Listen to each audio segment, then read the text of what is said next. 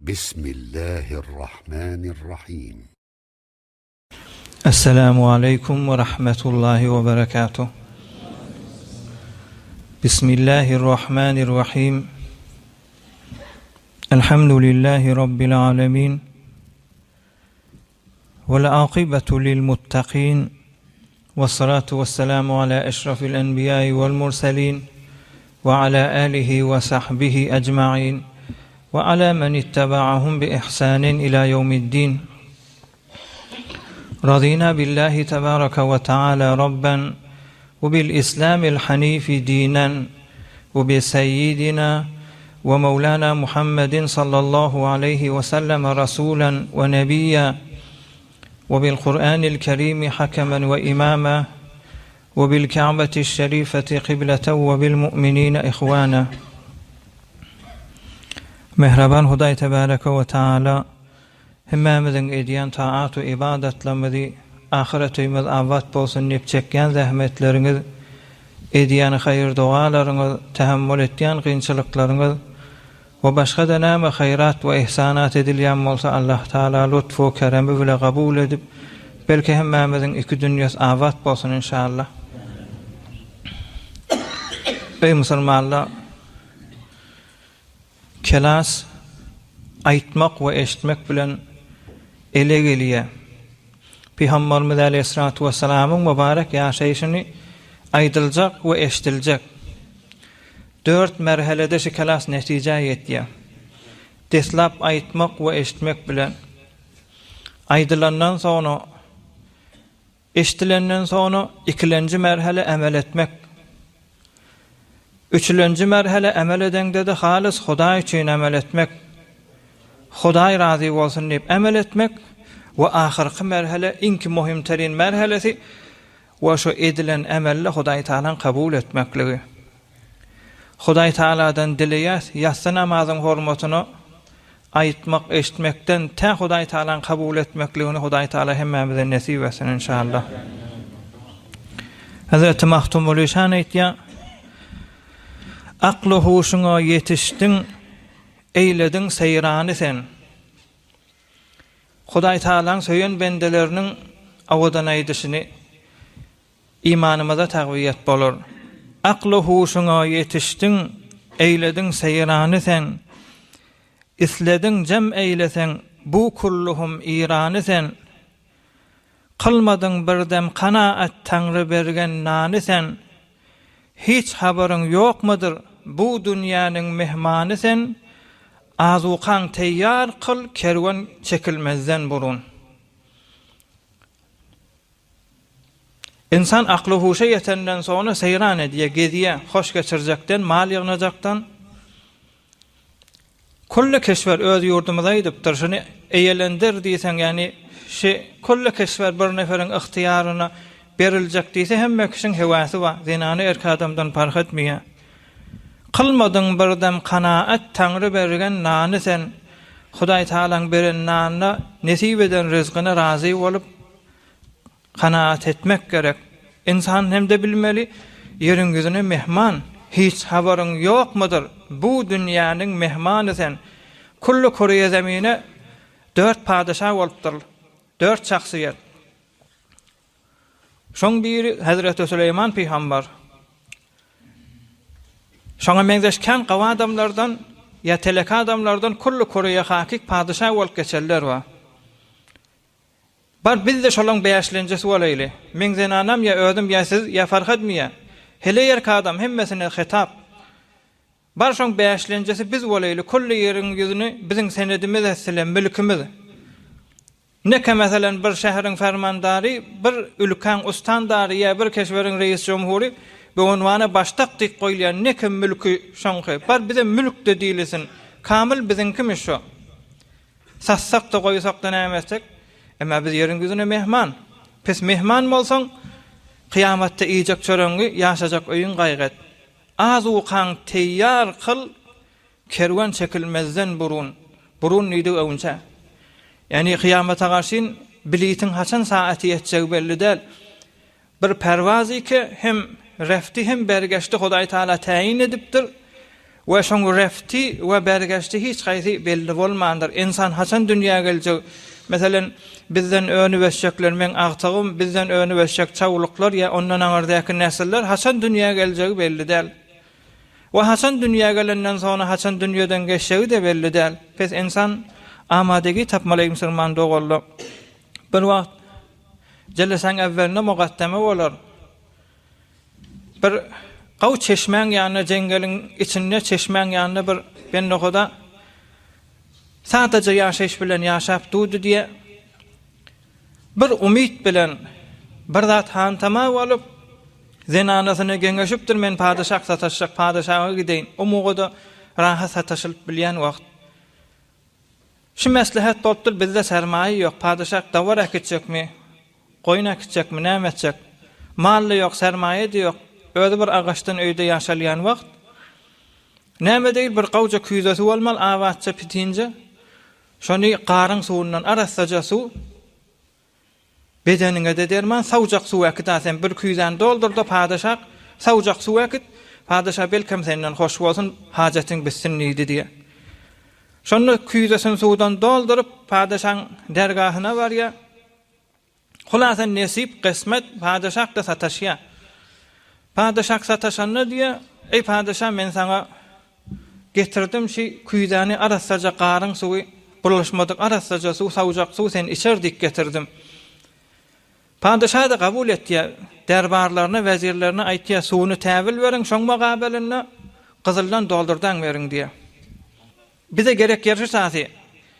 Dergadan, saraýdan çykyp gelýärkä, gasyrdan çykyp gelýärkä, bir döwrek taşyny gözleýe begenip duran adam görse padyşahyň gasyrynyň iki tarafyndan o dağdan syrgyp duran arassaja çeşmeler hedayet edilipdir.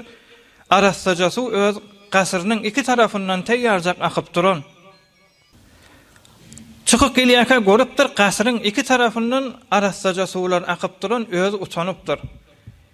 Padyşah mengzuma niýazy ýokmuş ki. Men mun olakan zat getiren ýalak, olakan hediye beren ýalak. Muny Hudaý Taalaň dostlary bize ders edip aýtdy. Hudaý Taalaň öz ibadetine meşgul bolup duran asmany dolu fereşte. İbadetini yerine getirip, bendigisini yerine getiren peygamberler geçip gidipdir. Ala nebina ve aleyhimussalatu vesselam. Musulmanlardan şu ummetten Peygamberimiz Aleyhissalatu vesselam'ın ummetinden ibadetini yerine getirip Hudaýyny hoş edip giderler.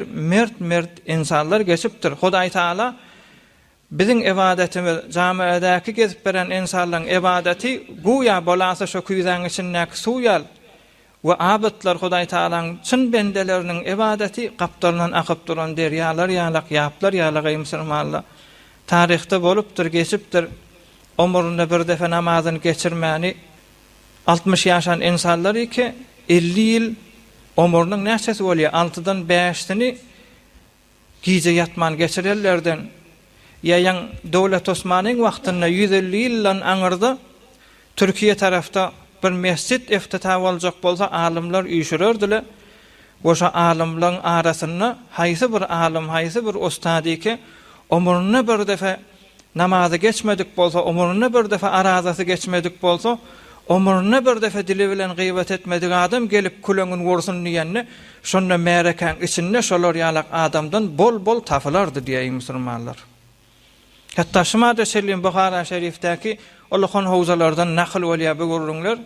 Muňgusyna girsem bahsen çykyp barýan alhasıl az da bolsa kan da bolsa inşallah umydymyz kanlar Hudaý Taalaň ýanyna mukarrab ferişteler ibadetden ýadaman dursa da yerini getirip duran bendegisin peygamberler geçse de we geçen zamanlarda şu zamanna kanlar Hudaý Taala çyn bende bolup bilýärler bolup dursa da bizim azazyk bir çalışyla namazymyz, azazyk bir dogurlugymyz küýden için näki suw ýaljak bolsa da inşallah Hudaý Taala gyzyldan doldurup berer kıyamatda.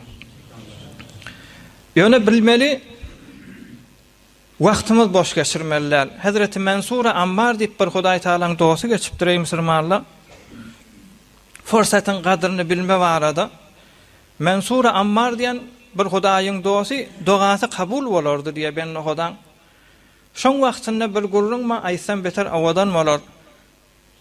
Bir jawan oglan mady diýe zol Hudaý saklasyn içgini içip duran şarap Hamra mubtala bir jawan oglan madı diye. Şoň bir hademy bolmaly, guly eline berdesi, şoňa puljaz beripdir. Awşam dostlarymyz bilen üýşek biz bir gece içýän gejemiz şoň ýanyna bir nogullayan ýalak, çigit diýen ýalak, aňyr ber şoň ýanyna agza salar ýalak bir açyk bazara sarıp iý beripdir. 4 dirhem de eline pul beripdir. Şonda ýolda Hazreti Mansur Ammar kan Hudaýyň söýür bendeler bilen oturan bazaryň kenaryna bir sadaja ýerde, bagyň kölgesinde. Şonda ýanky jawan oglan berde iki jawan oglany aňyr ber aljak diýip baran adam, ýa-me diýişi derwiş, şu Mansur Ammar ýakasy belli adam, şundan bir istifade deýin. O benne Hudaýda keramet edip Hazreti Mansur Ammar diýipdir, kimiň eline 4 dirhem pul var, kim maňa 4 dirhem pul berjek, men şoň mugabelinde 4 kabul bolan doga edeýin şoň hakyna diýdi diýe. Doganyna boyun alaýyn, dogan kabul boljagyna boyun alaýyn, şoňa şo 4 dirhem maňa bersin, men şoň mugabelinde doga edeýin. Ýanky berdi, şymat forsat diýdi diýe. Berdi diýe Hazreti Mansur Ammaryň eline. Hazreti Mansur diýipdir, näme dogaň ba? Onu evvelki dogam şu, ey Hudaý Taalaň söýen bendesi, men azat bolaýyn, esir bolup gezip durmaýyn berde bolup, deslapky etjek dogaň şo bolsun. O dogany edipdir. İkilenji dogaň näme? İkilenji dogam Hudaý Taala men arbabym zol araq içip beren, şarap içip beren, Hudaý Taala şoňa hidayet bersin, tawfiqi hidayet nesip bolsun, tawbe etsin şo diýipdir. 2. Üçüncüsü men elimdäki pul amanat, ýöne sadaka beripdin. Sadaka berende 10 barabar bolup gelýär. Hudaý Taala maňa da şu 4 dirhemiň ewazyny 10 barabaryny maňa bersin diýip üçüncü dogaşy. O dogany edipdir. Dördüncü doga näme diýende? Ey Mansur Ammar, Hudaýyň do'asy, Hudaý Taala saňa we maňa we bu oturan jawan oglanlara we men arwabyma dünýede we ahiretde rahmetini siňdirsin diýipdir. Şu dogany edip sonra da gidipdir. Sonra eli boş var ya da bazardan zat aljak adam gelip arwabyna aýdanna Hudaý Taalaň hidayet etjegi dogan kabul boljagy. Şonda arwabyna şu şeýle görüň boldy diýenne özi ýüregine Hudaý Taala ýanky dogalan kabul bolup ýolaşjagy. Evvelki eden dogasa kabul boldy, azat sen diýipdir. İkilenji dogasy da tawba nesip etsin şo telekezada agzyna alypdy, tawba nesip etsin nidi. Men şumal Allah bilen gasam bolsun, şuma tawba etdim, menne aragşak däliýipdir. Üçüncüsü diýipdir, sen 4 dirhem sadaka berdin, Hudaý Taala 10 barabar etjek diýdi. O yo 100 barabar etsin, 400 dirhem sana berýän diýipdir.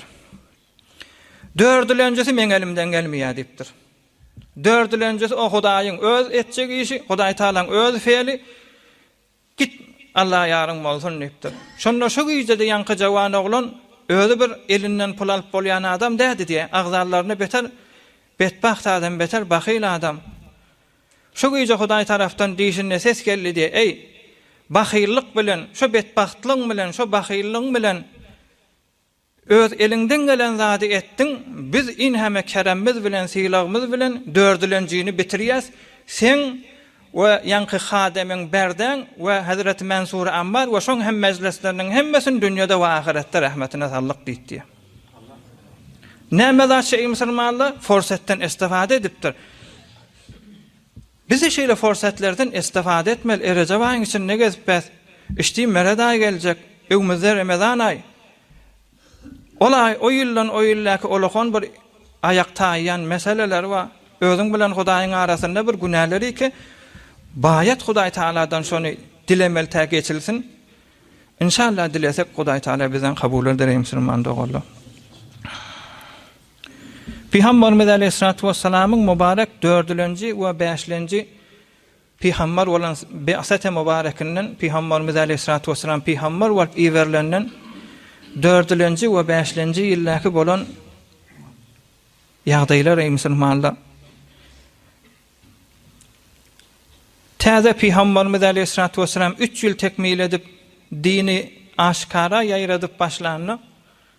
Şonu Abu Talib'in ýanyna öz dogan oglanyň haýkyr diýip gelipdiler. Ebu Talib de Peygamberimiz Aleyhissalatu vesselam'dan himayet edipdir. Atası yok bolansan. Indi şigizede 4-nji ýyl, 5-nji ýylyň içinde geň ýagdaýlardan. Qurayş 2-nji mertebe Ebu Talib'in ýanyna gelýärler. Kimi intihab etdiýärler? Omara diýen adam, Omara ibnul Walid diýen adamy intihab etdiýärler. Ey Ebu Talib, öňçe sana aýtdyk biz. Öz ballygyňy haýkyr diýdik, sen etmedin, himayet etmedin. Indi ýene bir muamele etjek bolýar. Biziň inki awadan adamymyz, inki hoştip adamymyz. Zahiren zat özde jamiada awry we adam Omara diýen şonu bereyli, Walidin ogly Omarany sana bereyli. Sen de Muhammed'i vera bize dipdirler aleyhissalatu vesselam. O ham sen Omarany nämesen et, biz de Muhammed'i nämesek edeyli işimiz bolmasyn dipdir.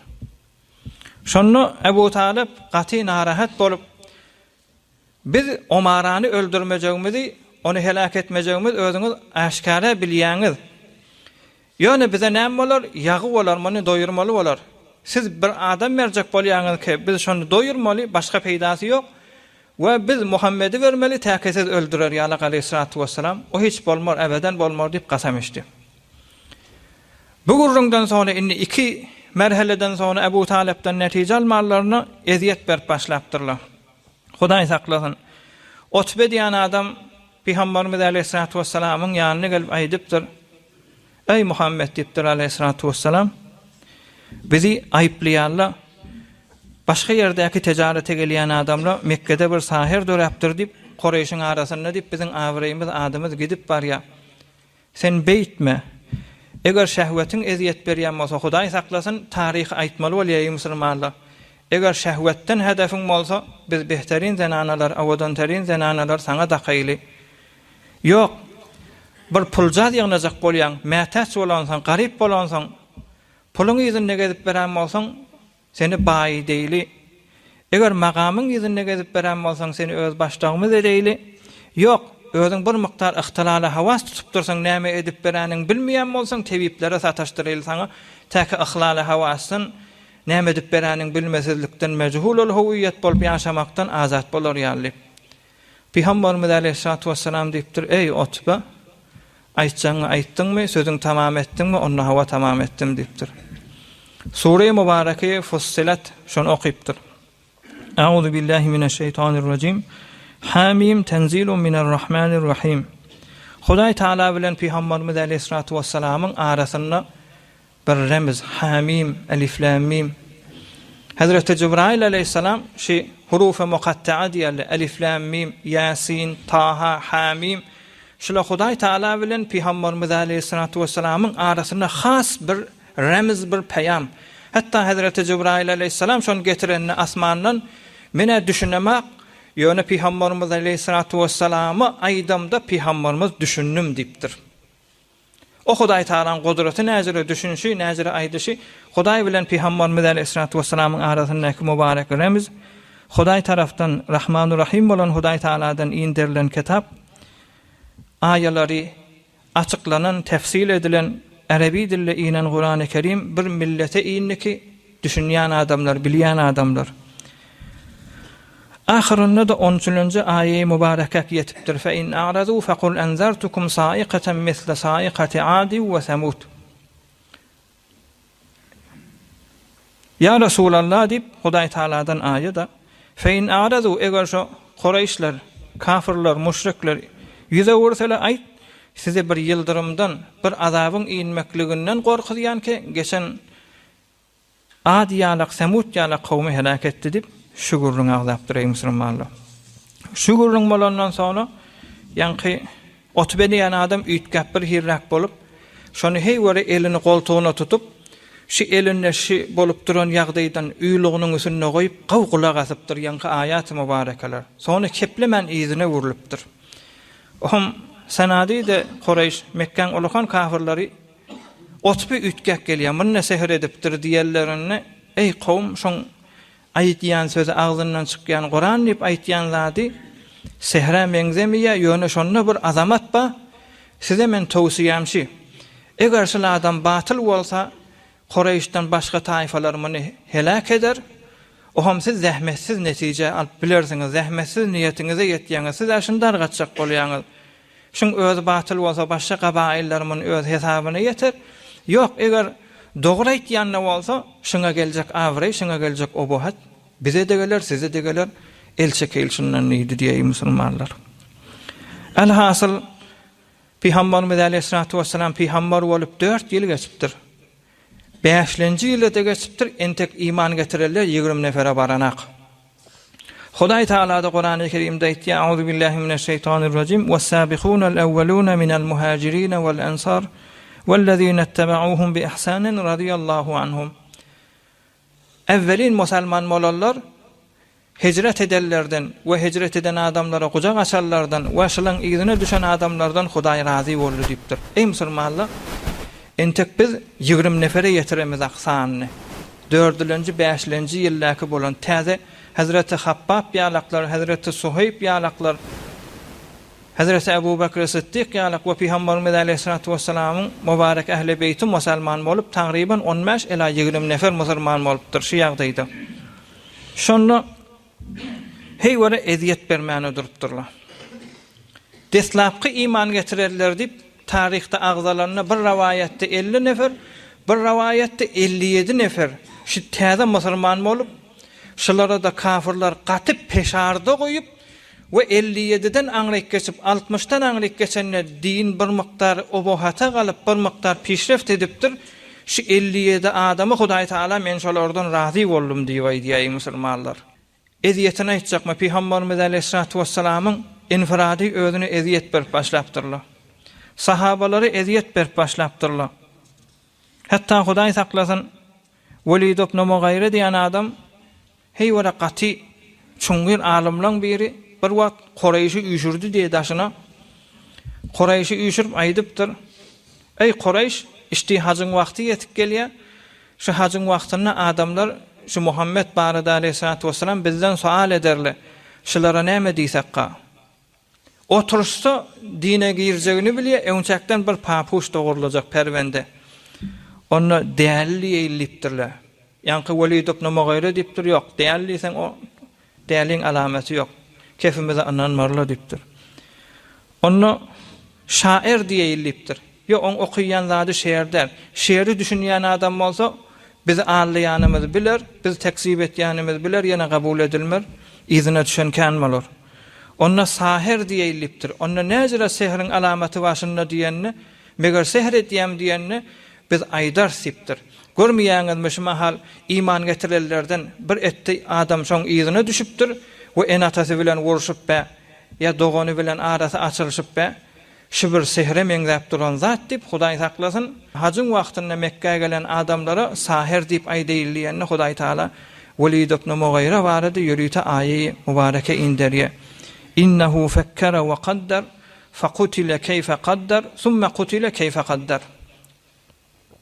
Hudaý saklasyn, fikir eden kişi bolýar, pikir edýär, öz bir hesap kitap edýär. Ondan sonra da bir bername döretýär, öz bir miktar berýär, şoňa şey diýilip Hudaý Taala tarapdan gargyşlar gelýär ey musulmanlar.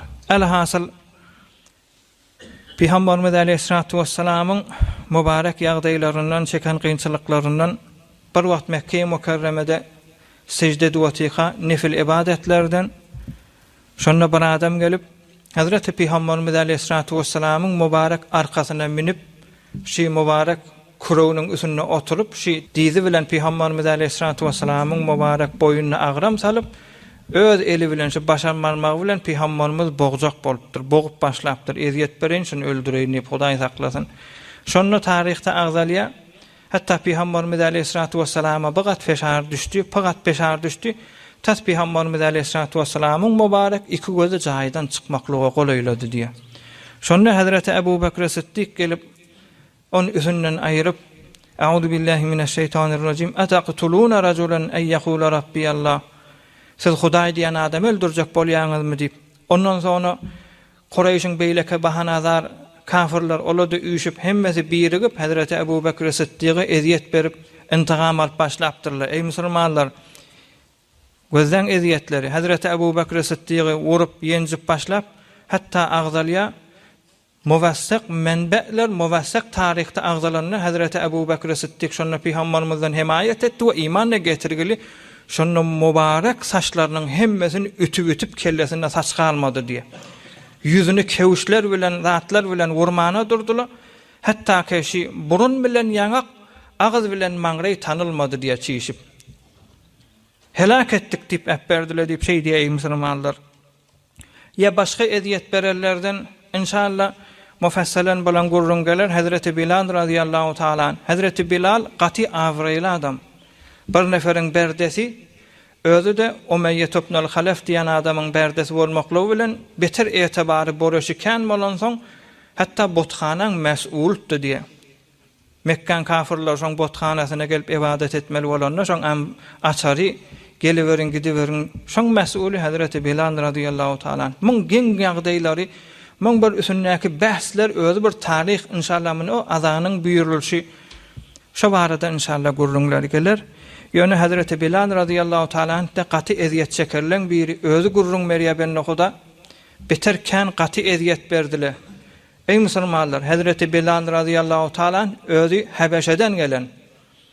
Hazreti Bilal'ın bu azaplan etegine şehit bolmany ýene de salim çykany Etiyopiyden gelen adam. Etiyopiýan adamlarda yerin inki yüzünde gözen yerin yüzünde coğrafi ilimde inki kızıgın terin nokta yerin yüzünde Etiyopi diye.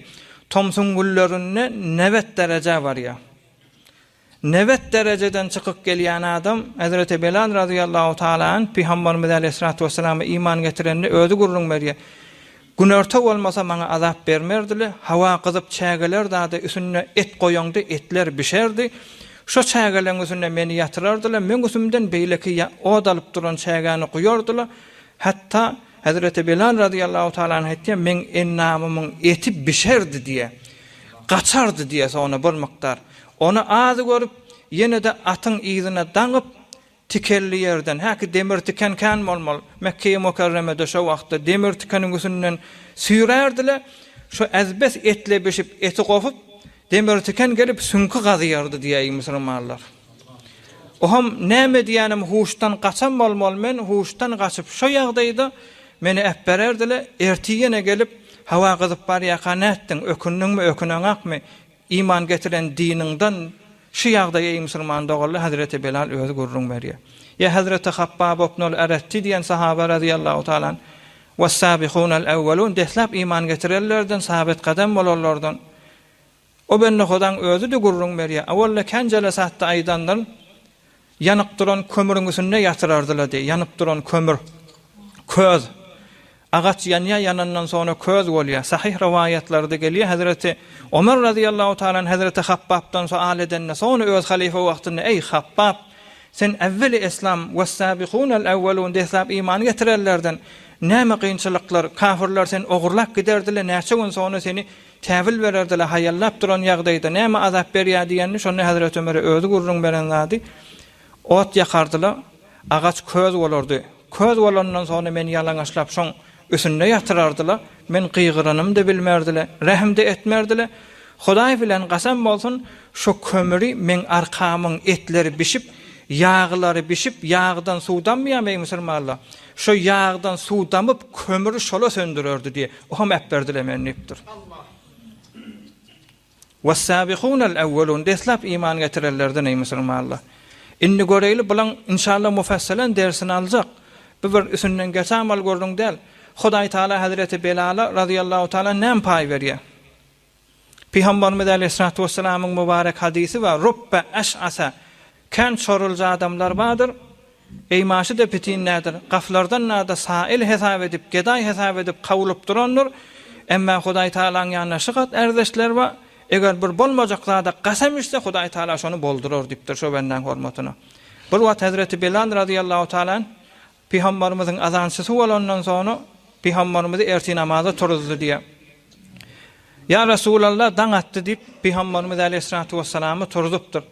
Peygamberimiz de kıymallamandyr. İkilenci mertebe barıp ya Resulallah dan attı dehret kılsan erti namaza amada bolsaň deyip. Peygamberimiz aleyhissalatu vesselam kıymallamandyr. Üçüncüsü ya Resulallah wallahi dan attı dehret kılacak diyene Peygamberimiz Aleyhissalatu vesselam zavva kalıp dehret kılıp erti namaza gaydıptır. Şonu namaz okulandan sonra hava yaktalarını Peygamberimiz Aleyhissalatu vesselam'dan Hazreti Bilal sonra ediptir. Ya Resulallah, evvelin bar aydamda turmadın, ikilenci var aydamda turmadın, üçüncü mertebe zavva kaldın. Näme hikmet ba diýende şonu Peygamberimiz Aleyhissalatu vesselam erzeşin o cennetteki kuyudasyny doldurulacak ibadetlerinden yüze çıkarıp aýdypdyr. Ey Bilal, sen bir Hudaý Taalaň söýen bendesi. Sen ayan kewşiniň sesini eşitdim cennette. Evvelin bar aýdanda daň atmandy. İkilenci var sen meni turulanda daň atman etdi. Üçüncü sürü Hudaý Taalaň adyny tutup gasam içdin. Hudaý Taala seni günahkar etjekkä bolup yalandan gasam ýeder kaňa zarar bar diýe ey musulmanlar. Seni günahkar etjekkä bolup daň atyrdy ey Bilal diýipdir. Daň atmandy şonu diýipdir. Sen wallahi diýip Hudaýyň adyny agzadyn. Sen hormatyňa Hudaý Taala daň atyrdy diýipdir ey musulmanlar. Mundan aňyrda näme derejä gerek ey musulmanlar? Hazreti Habbaba da şolar ýaly keramet berilipdir. Hazreti Suhayba da berilipdir. Hazreti Ebu Bekir Siddiqa da berilipdir ey musulmanlar. Öz wagtyny agzaljak bolady ey musulmanlar. Hudaý saklasyn. Şu ümmetiň Firawny bolan Ebu Cehl bir wagt öz sanady da Qurayş bilen otyqa. Şu wagtda Mekkan adamlarynyň biri bir düýäni damak çalyp şoň aşgalar o Mekkan gawadyna kenarrakda bir aşgalap berilýän ýerde goýup şonu Ebu Cehl diýipdir. Her kim şu aşgaly getirse Peygamberimiz Aleyhissalatu vesselam da Mekke-i Mukarremede Kabe-i Şerifeň ýany ibadet edip duran Kabe-janyň kölügesinde. O mowgada gumlak, tozarlyk wagt. Her kim getirse şonu Peýgamberiň de Hudaý saklasyn Muhammed Peygamberimiz Aleyhissalatu vesselam adyny tutupdyr. Muhammediň kurawunyň üstünden guýsa şoňa jaýza berjek diýipdir. Hudaý saklasyn. Ukbe ibn Abi Muayt diýen Hudaý Taalaň bir gargan bendesi şu ulaqan hyýanaty edýär. Şonda Peygamberimiz Aleyhissalatu vesselam namaz okyp duran gymylnamandyr. Hazreti Fatıma gyzyna aýdypdyrlar. Dädäňe şeýde porlap durly diýip. Hazreti Fatıma aglap Peygamberimiz Aleyhissalatu vesselamyň mübarek arkasyndan ýanky äpberlen aşgalary ýanky düýäň içinden çykýan tezekler zatlar aýryp Peygamberimiziň arkasyny kakışdyryp duqa. Peygamberimiz Aleyhissalatu vesselam namazyny tökedip Hudaý saklasyn. Mübarek diýişi şehit bolup duqa kafirlere beddua etmedik Peygamberimiz Aleyhissalatu vesselam. Indi tamam boldy. Hudaýdan gorkun diýipdir Hudaý Taalaň bendeleri. Hudaýdan gorkun, ýymşak adamyň gaharyndan diýipdir. Çün ýymşak adamyň gahary Hudaý tarapdan permandyr, o gahar ýykar diýipdir. Peygamberimiz Aleyhissalatu vesselam şeýle ýymşak bolsa-da, mübarek namazy faryg bolandan soňra 3 defa beddua edipdir. Allahumma aleyke bi Qurayş. Elini galdyryp Allahumma aleyke bi Qurayş. Allahumma aleyke bi Qurayş. Ya Rabbim Qurayşy sana tawşyrdım diýipdir. Ya Rabbim Qurayşy sana tawşyrdım diýipdir. Yani beddua edilen edili 3 defa 3 mertebe Peygamberimiz şunu aýdyp izinden aýdypdyr. Allahumma aleyke bi Abi Cehl ibn Hişam. Ya Rabbim bir 6 adam bir rivayette 7 adama sana tawşyrjak diýipdir. Sana tawşyrdım. Biri Ebu Cehli, bir de Şeybe ibn Rabi'a, bir Utbe ibn Rabi'a, bir Velid ibn Utbe, bir Ukbe ibn Abi Muayt, biri Umeyye ibn al-Halaf, bir de Umara ibn al-Velid. Şu 6 bir rivayette de 7 adama sana tawşyrdım diýip Hudaý Taala beddua edipdir ey musulmanlar. Hudaý Taaladan şolary gargapdyr. Hudaý saklasyn. Ohm bilen gurrun işleň hemmesi şu 7 adamyň 5'isi jenge Bedirde Hudaý saklasyn kıyamatda betbaht bolup dawzaga gaşyn geçip gitýärler jenge Bedirde. Bir 2 nefer galya. Bir şoň Umeyye ibn al-Halaf. Umeyye ibn al-Halaf da Hazreti Bilal'a yankı forumunda azap beren adam.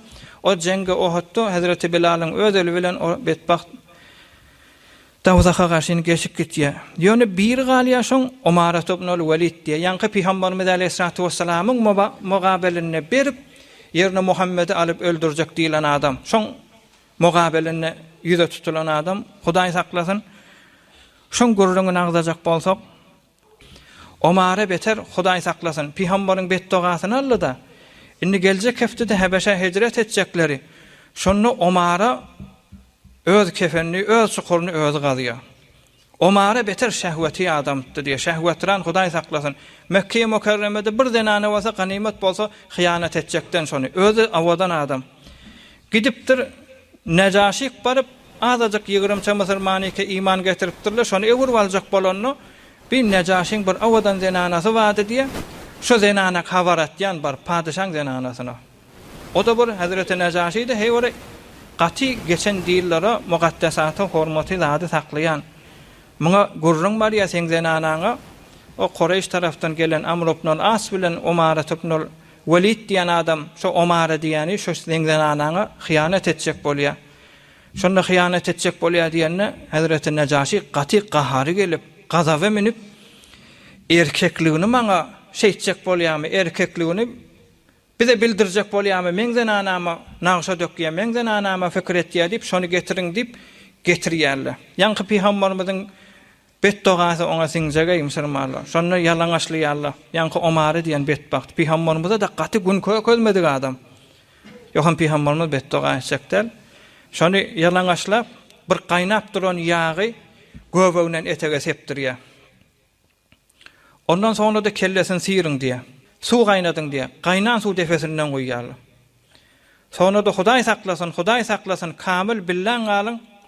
Şonu şehweti sen orta etýäňmi, gel padişaň zenanasyna şeýtýäňmi diýip Hudaý saklasyn, peşe etýän ýerinden destur berýär tebiplere şo tasyndan semi beriň diye.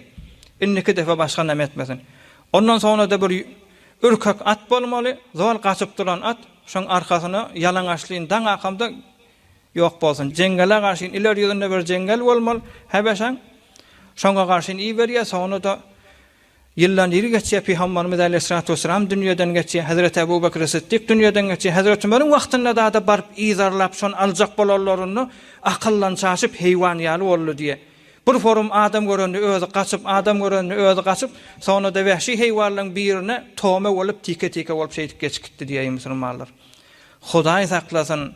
Hudaý Taala'nın dostuna degmeden, Hudaý Taala'nın dostuna eziyet bermeden musulman dogurlar. Yeni birde eziyet belenlerden Ubey ibn al-Halaf diye Peygamberimiz betdoga etmeýändir şoňa.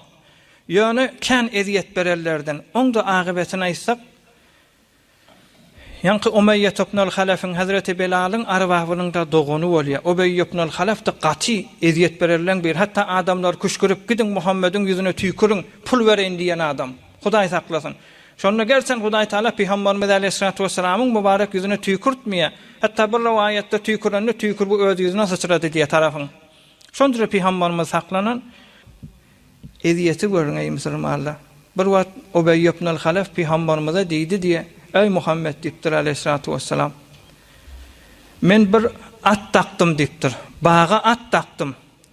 Günne şoňa güýçli dänelerden berýän diýipdir. Dayaw etjek şonu. Heýwere dayaw bolsun, umydym kän diýipdir. Şo atyň üstünde sen öldürsem diýipdir, Hudaý saklasyn. Senden çirin bakyp duran atym mamen diýipdir. Peygamberimiz aleyhissalatu vesselam da aýdypdyr. Bel ana aqtuluka inşallah diýipdir Peygamberimiz aleyhissalatu vesselam. İnşallah şo bakyp duran atyň üstünde inşallah men seni öldürürüm diýipdir. Şonu ýa-ni jenge Uhud bolýar, Uhud worşy bolany sahabalaryň biri ýa-ni betbaht Ubey ibn al-Halaf diýen adamy öldürjek bolany Peygamberimiz aleyhissalatu vesselam şu märekäň arasyna gyýgyrypdyr. Falan sahaba giýje goý, on giýje goý, işiň bolmasyn o bilen diýipdir, öldürtmändir. Sonra ahir özü elinde mübarek naýzasy varmış Peygamberimiz aleyhissalatu vesselam'ın mübarek naýzasyny şoňa garşy belläne Hudaý Taala'nın gudreti bilen gün gursagyndan gafyrgasyndan çynyp gafyrgan birini dewdi diýär musulmanlar. Şonu ekidip barýar hala ay özü de aýdypdy inşallah seni şu atyň üstünde öldürür diýip dogasy kabul boldy da diýip betbaht o da şeýdip gidipdir. Geň zatçy musulmanlar, geň zatçy inki erzişli Peygamberimiz aleyhissalatu vesselam Peygamberimiz aleyhissalatu vesselam mübarek ömrünü in heme kafirler bilen dergir bolsa Hudaý üçin mübarek ömrünü birçe kafiri öz eli bilen öldürtdir. Yani tenha insan ike Peygamberimiz aleyhissalatu vesselam'ın mübarek öz eli bilen Hudaý saklasyn öldürilip helak edilen Ubey ibn al-Halaf diye tarihte galýar. Şerrun nas men qatala nabiyyan aw qatalahu nabiyyun. adamlaryň inki telekesi tarihte agzalypdyr. Adamlaryň inki telekesi Peygamber öldüren adam ya Peygamber şonu öldüren adam diýip sanylýar. Näjire betbaht bolmaly Peygamberimiz ahir zaman Peygamberi ki şeýle erzeşli şoň eli bilen ölüp kıyamatda näjire oturmaly musulmanlar. Hudaý saklasyn bir gaty ediyetlerden evveli İslamda bolupdyr musulmanlar. Mahtum uly özüge dini pozdular. Iklim şäher gezdiler. Jafa bilen İslam dini düzdüler. 63 ýaşda geçti Muhammed aleyhissalatu vesselam. Bir salavat aýdym. Indi bir soru gelýär ey musulmanlar. Eziyetler gelecek heftede de agzalar. Tarihte kan şular ýalak eziyetler çekilipdir. Peygamberler şehit bolupdyr. Olamalary eziyet berilipdir. Şular ýalak olakon zulmyň eteginde ýaşapdyrlar. Ey musulmanlar, bir ulamalar geçipdir, bir Hudaý Taalaň söýür bendeleri geçipdir. Olary tutýarlamış. Iki bağ var. Şu bağı bir-birine ýakyladyp bilinden etegini o bağa daňyp, bilden ýokaryn o bağa daňyp, şu bağı da göw berip, şeýdip Hudaý saklasyn şehit edilýän alimler geçipdir ey musulmanlar. Ya geljek heftedäki sahabalaryň gynçylyklary şeýle näme diýip şeýdipdirler? Özleri ibadet etse bolmaýarmy? Özleri o dağ düzlüge dahamda Hudaý bilen halwet edip geçip gitse bolmaýarmy? Näme diýip şeýdipdirler? Şu matky memleketi İslamiler köplençe zäif, gadymda bir mentagany musulman edellerini şu mentagaň adamlary bilen birigip aňyrky mentagalar musulman etjek bolup o tak baranna üýüşip ýene de onu musulman etjek bolup dünýäň ýüzüne şeýdip zähmet çekipdirler fakat birje hedef ey musulmanlar. Bir insanyň Hudaý Taalaň ýanyna erzeşiniň galmaklygy bir de çyn musulmançylygy ýeriň ýüzüne döretjek bolupdyr ey musulmanlar. Näme diýdim bolly? Muňa bir mesal öreýin. Peygamberimiz aleyhissalatu vesselamyň özünden mesal öreýin. Bir wagt Hazreti Peygamberimiz aleyhissalatu vesselam şoň ýanyna Hazreti Ali gelipdir. Hazreti Ali radıyallahu taala eline 8 dirhem mady. Ya Resulallah, şu 8 dirhemi men bir zat etdim, qarz aldım diýipdir. Peygamberimiz aleyhissalatu vesselam ka wagtda beter hor bolardy diye dony giymäne yaramardy, çüýrüýärdi diye.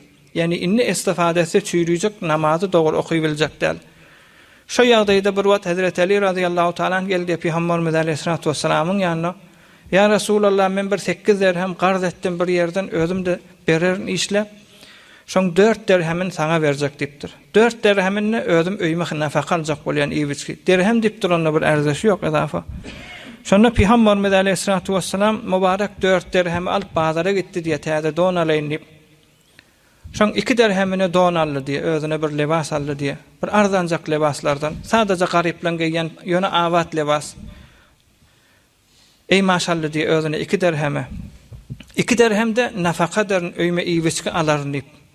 Şonda bazardan gelýärken ýoluň kenarynda bir gözi maýyp adam, gözi batyl adam, Hudaý Taala hilkaten şonu göz nemetden mehrum bende Hudaý ýoluň kenaryna oturan bolmaly. Qygyryp kimma musulmanlardan maňa bir don berse Hudaý üçin bir de cennetde şoňa Hudaý Taala don berer umyt bilen. Yani maňa don bersen inşallah kıyamatda Hudaý Taala cennetiň donu bilen seni dolasyn diýen ýaly. Kim maşy ýaşy işi etjek? Şonda Peygamberimiz aleyhissalatu vesselam mübarek ýanky özü täze giyipdi. Ey maşyny şonu çykaryp berdi diýen adama. Şonda Peygamberimiz aleyhissalatu vesselamyň mübarek äjazyndan mübarek özüne berilen paýlardan Peygamberimiz aleyhissalatu vesselamyň mübarek bedenine giyilen eymaş hiç mogada şondan iş gitmerdi diye, hatta yama bolardy diye, yamalanardy diye könelip çüýrüp, emma şondan Peygamberimiz aleyhissalatu vesselamyň mübarek izi geler durardy diye. Ohm ýanky nabina adam bilipdir şu Peygamberimiz, ýöne keplanak da Peygamberimiz aleyhissalatu vesselam şonu Hudaý bilen öz arasynda fursatdan istifade edip, ya Rabbim şu donuň eýesiniň hormatyna men gözüm berdi ýene şo taýda Hudaý Taalaň gudraty bilen göz açyldy diye. Peygamberimiz aleyhissalatu vesselamyň aýagyna ýykylyp ohan Peygamberimizden teşekkür etdi diye. Ohan Peygamberimiz aleyhissalatu vesselam ýene ýyzyna gitdi diye. 2 dirhem galypdyr. Ay 1 dirhemlik könek giysem de bolýar da men. Ondan da pesirek bir derhemlik köne galyp, inni o bir derheme de öýe iwiç galmaly. Bir derhem dip duran o wagtda erzeşi ýok, bir öýü doldurup boljak däl. Ýöne düşänse bir adajyk bir gysym bir çüýrük hurma düşjek ýa düşjek däl. Şonda ýolla barýaka bir Qarnak diýär bir benne Hudaň elinde esir bolup duran musulman zenana berdi ýöne. Musulman zenana qarnak aglap oturan ýoluň kenaryna. Onu näme aglayan sen diýende Peygamberimiz Aleyhissalatu vesselam sual edipdir. Onu näme aglayan sen? Onu aglayan zadym şi maňa öýde arwabym birje derhem berdi. Şoň yarım derhemine bir süýşejik almaly men, yarım derhemine de ýagjagaz almaly şoňa. Şonu eltip bermeli. Men ne ýolda büdri ýakamda ýykyldım, bir derhem elimden gitdi. Indi şoňa näme jogap berjegim bilemek diýipdir. Peygamberimiz Aleyhissalatu vesselam 2 derheme o sadaka gitdi. Indi bir derhem özüne mübarek donaly, bir derhem iwiç galjak bolany onu ýer diýip, şonu yarım derheme süýşe berip, yarım derhemine ýaga berip, ýene de men gurrun tamam bolanak. Ya Resulallah, sen bir erdeşiňme, hormatyňma, sen meni öýme täwil bersen, arwabym meni ýene ýenjer diýdi diýe. Şonu arwabı da bir Yahudmiş. Hudaý saklasyn. Şonu barýa Peygamberimiz Aleyhissalatu vesselam görüp, Peygamberimiz aýtdy şeýle sen gyrnagyň şey dipdir, ýanyňyşypdyr, büdri ýapdyr, ýykylypdyr. Şunu geç diýenne, şonu ýanky Yahudyň şey dip ihtiram goýup bula bir-biriniň ýagdaýyny saklaýandy, muwasat etýänini görüp, "Ya Resulallah, şu gyrnagy azat etdim, sen maňa islamy hödürle, men musulman boljak" diýip iman getirdi diýen musulmanlar. Gözde şonda Peygamberimiz Aleyhissalatu vesselam asl şu wurşyň ediýetiň iýdi näme? Şular ýalak biri-biriň gollamak gerek. Şu ferhengi piyade etjek bolup Peygamberimiz Aleyhissalatu vesselam kynçylyklar tahammül edipdirler.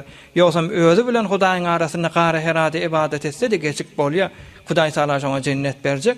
Emma şu behterin suratda ýaşamaklyk ýa musulmanlaryň arasyndan mesal urjak bolsak, bir wagt Hazreti Ebul Husayn Nuri diýip bir gaty Hudaýyň dosy geçdi diýe. Ahyrin aýtjak gurrugym şu. Hazreti Ebul Husayn Nuri diýip bir adam geçdi diýe, beter Hudaýyň ýanyna makbul insanlardan ibadet edenne giýje bilerdiler diýe. Ha Ebul Husayn ibadetin başlady, asmana gaşy nurlar çykardy diýe. O benne Huda Hazreti Ebul Husayn meriz boldy diýe. Hazreti Cüneyd Bagdadi şonu ayadet etmäne soramana geldi. Birazajyk eline gulwa, birazajyk da miýwazyk getiripdir. Sonra da Hazreti Ebul Husayn Taňry ýalkasyn Hudaý razy bolsun sizden diýip biler ýola salypdyr. Bir näçe wagt geçenden sonra Hazreti Cüneyd Bagdadiň özü meriz boldy diýe. Gaty besteri boldy öýüne. Hazreti Ebul Husayn Nuri da 2 nefer 3 nefer özüne meňzeşik adamlardan ýanyna alyp ýanky Hazreti Cüneyd Bagdadiň ýanyna bardy diýe Guddise sirruhu. Şonu diýdi diýe ýanynakileri her gaýsymyz bir zadyň alaýla maň diýdi diýe. Hazreti Cüneyd Bagdadi hem demek degen bolmaly, hem gyzyrma degen bolmaly, 2-3 4 üstüne degip duran bolmaly. Şonu diýdi diýe Hazreti Ebul Husayn ýanynakileri, gelin her gaýsymyz bir zadyň alaýla maň diýdi.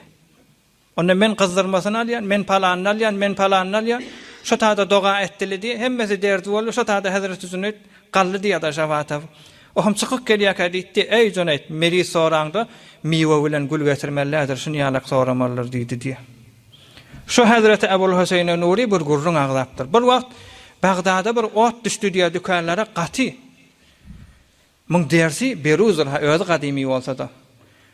Bagdadda ot düşdi diýe dükänlere kan adamlar Hudaý saklasyn, Hudaý taala olan ahiretin awad etsen musulmanlardan kan adam ýanyp dünýeden geçdi diýe şonu. Şonda bir tükana jenislerini ot düşende şoň içinde 2 nefer berde bolmaly, ýani kokul başga birninki. Ýöne nerese çykly hem ýaş hem de beter awadan ne. Gelçikilje mäsum bolýar da kiçik bolansan günäsi de ýok.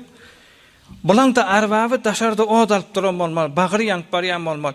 Her kim şu 2 çağa, 2 däne men hyzmetkarymy sagamanjak çykaryp berse 10.000 dinar berjek diýdi. 10.000 mysal gyzyl.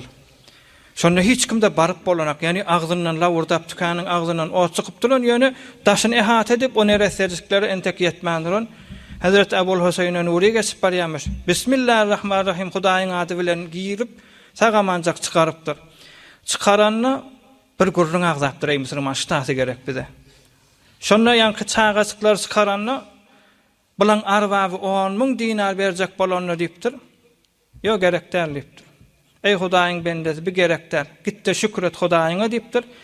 Biz bir derejäni şynýalyk almaly ýerlerde almanyşy derejäge ýetdik diýipdir. Kä ýerlerde bir-birimize kömegimizi ýetirýäs, şonda zat alsak da boljak, emma alamazak diýipdir.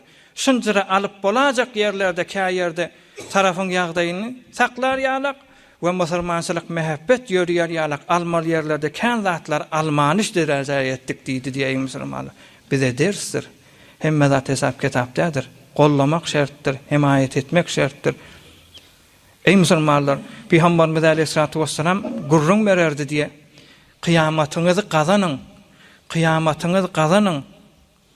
Sadaka vermek bilen otdan özüňiz azad ediň diýende şonda sahabalardan bir adamlar wady diye öýünü doýurardylar diye. Zenana şolarda da ba, oglan uşak şolarda ba. Öýünü kamil döýrellerine birje hurma çykardy diye. Onda da şolong iman edýärdi diye. Men isem zenanam näme, zenanam ise oglanlam näme diýip şu ilmella böleşip, onda da şolong çogup duran imany şey diýerdi diye. Hudaý Taala belki kabul etsin. Sadaka vermek, kıyamattan boynuňy azad etmek diýdiler.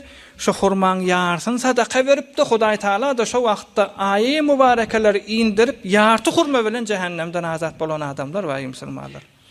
At-taat bi hasabi taqat diye başladyňsa rahmet çekmekdir musulmanlar. Rahmet çekip gelip dursaňyz Hudaý Taala siziň iki dünýäňizi azat edip Peygamberimiz Aleyhissalatu vesselam'y görmesek de sahabalar ýaly musulman olaň muňdan bir biziň eziýetimiz ýok.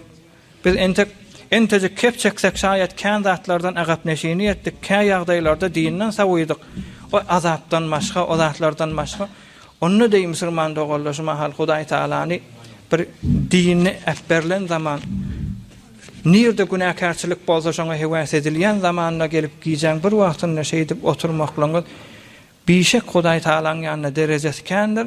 Ve her doşembe penşembe de Peygamberimiz Aleyhissalatu vesselam'a barylýandyr. Ya Resulallah, sen ummatyňdan falan ýerde sen mübarek ýaşaýyşyňa onu berip ýürek bilen gulak asýa diýip Peygamberimiz Aleyhissalatu vesselam da men ummatynyň etýän sogabyna hoş bolup şükretýän diýip inşallah hemmeňiziň etýän işiňiz sebepli Peygamberimiz hoş bolup we inşallah şu Peygamber bilen kıyamatda ýaşamak hemmemize nasip etsin inşallah.